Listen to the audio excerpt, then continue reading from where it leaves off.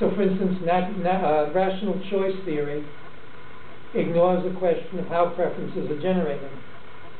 It ignores the pressures, and it ignores the outstanding phenomenon that choice is always inseparable from unchoice.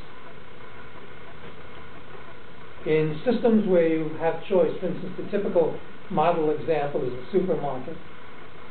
You have a choice, but only among those things that the manufacturers choose to offer for choice.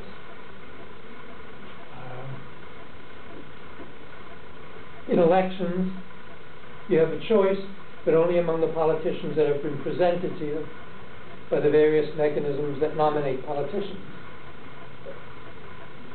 So there are always rules about limitation of choice along with the exercise of choice. And the question then becomes not that some societies are free and others not, but that each society has a different domain of what are the choices that are offered and are these meaningful, and what are the dimensions of unchoice. What complicates it a little bit further is the subjective side of choice. What are the elements which establish the criteria for choosing? And we know, for instance, that in a consumerist society, one element of choice is what are the rich folks doing.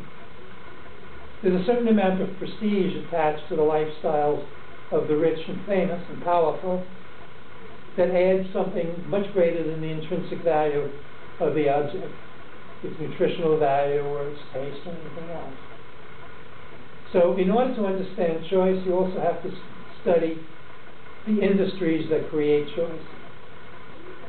And in politics, the educational and media industries that create the frame of reference within which choice is exercised.